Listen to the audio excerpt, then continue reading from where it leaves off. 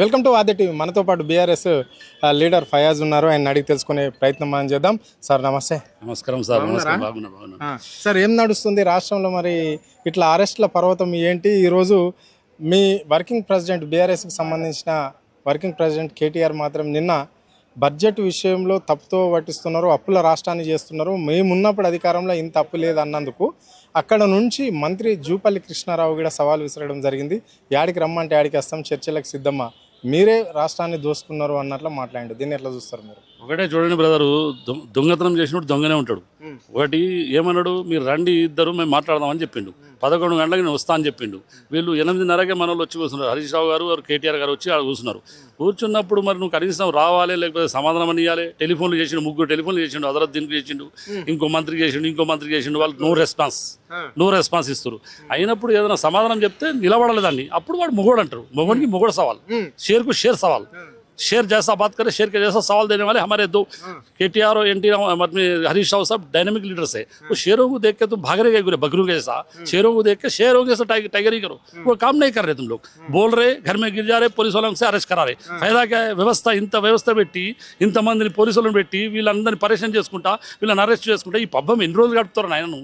2.5 సంవత్సరాలు చెప్పి దొంగతనాలు చేసినావు. ఇప్పుడేమో ఫామ్ హౌస్లో కట్టేసినా, ఫామ్ హౌస్లో ఉంచినా అని చెప్తున్నావు. నువ్వు ఏం చేస్తున్నావు అసలు? ఏంది చెప్పు. మొన్న రైతు భరోసా డబ్బుల విషయంలో ఒక మీటింగ్ పెట్టుంటే రైతులందరి సమక్షంలో ఈ రాష్ట్ర ముఖ్యమంత్రి శిల్పరామంను వేదికగా చేసుకొని ఇక్కడ మాజీ సీఎం కేసీఆర్ను పశుపతిని ఏ విధంగా అయితే అరుంధత్ సినిమాలో బంధిస్తారో ఆ పశుపతిని ఫామ్ హౌస్లో బంధించిన ఎర్రవల్లి ఫామ్ హౌస్లో కేసీఆర్ను అని చెప్పేసి కూడా ఈ రాష్ట్ర ముఖ్యమంత్రి చేసిన వ్యాఖ్యలు. దీన్ని ఎట్లా చూస్తారు మీరు? ఒకటి చూడండి, రాష్ట్రము ముఖ్యమంత్రి ఉన్నప్పుడు రాష్ట్ర ముఖ్యమంత్రిగా పోవాలి, కానీ ఇంత చిల్లర వేషాలు వేసి బఫూన్ వేషం వేసి నేను బంధించిన, నేను లోబడ పెట్టిన, ఫామ్ హౌస్లో ఉంచిన అంటే ఈయన పెట్టేటోడు?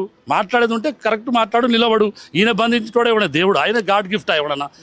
వీడో మనిషి మాలెక్క తిరిగేటోడు. డ్యాన్సులు చేసి హరీష్ రావు మంత్రి అయినప్పుడు ఎగిరిన మనిషి.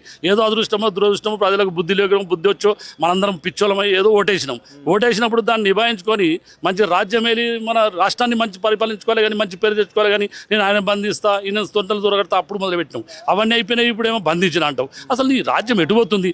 నువ్వు ఒకటేనా? చంద్రబాబు నాయుడు కనుసైగల్లో చంద్రబాబు నాయుడు మరి రెండోది ఏంటంటే ఆయన చెప్పినట్టు ఆటలాడుతున్నావు. మా తెలంగాణ రాష్ట్రాన్ని మొత్తం అనగదొక్కి మొత్తం రాష్ట్రాన్ని నిలువున దోపిడీ చేసి రాష్ట్రాన్ని ఆగమేఘాలను మొత్తం బాగిల పాలు చేసి పోవాలనుకుంటున్నావు బిడ్డ.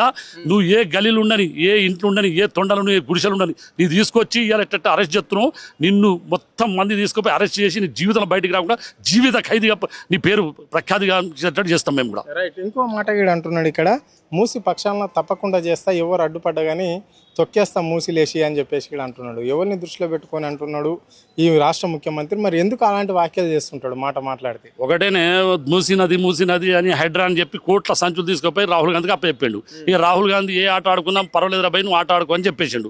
లక్షల కోట్ల రూపాయలు అవినీతి చేసి తెలంగాణ సొమ్మును, చెమటడు, రక్తాన్ని తీసుకుపోయి కాళ్ళకడ పెట్టి డబ్బులు తీసుకుపోయి సంచులు మూసి అది అయిపోయింది. ఇప్పుడు బీజేపీలో కుమ్మక్కైనావు, బీజేపీలతోటి నాటకం ఆడుతున్నావు. నరేంద్ర మోడీ రాగానే చోటే భాయ్ బడే భాయ్ చోటే భాయ్ అంటావు. నీ అనుసయ్యలేంది, నీ రాజకీయం ఏంది?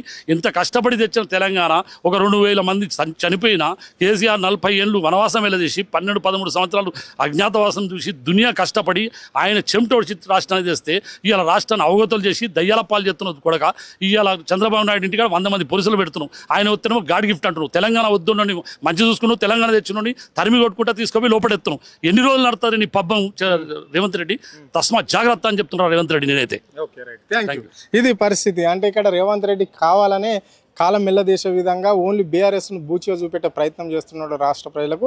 అయినా కానీ ఇక్కడ ప్రజలు నమ్మే ప్రసక్తి లేదు రేవంత్ రెడ్డి వ్యాఖ్యలను. రేవంత్ రెడ్డిని రాబోయే ఎన్నికల్లో కాంగ్రెస్ పార్టీని రేవంత్ రెడ్డిని తొక్కే రోజులు దగ్గర పడ్డాయని చెప్పేసి ఇక్కడ ఆయన కరాఖండిగా చెప్పడం జరిగింది. మా వర్కింగ్ ప్రెసిడెంట్ జోలికి కానీ, మా మాజీ మంత్రి హరీష్ రావు జోలికి కానీ, లేదంటే మాజీ ముఖ్యమంత్రి కేసీఆర్ జోలికి వస్తే ఊరుకునే ప్రసక్తి లేదు అని చెప్పేసి ఇక్కడ ఆయన కరాఖండిగా చెప్పడం జరిగింది. కెమెరా పర్సన్ కళ్యాణ్ తో అరుణ్, ఆద్య టీవీ, హైదరాబాద్.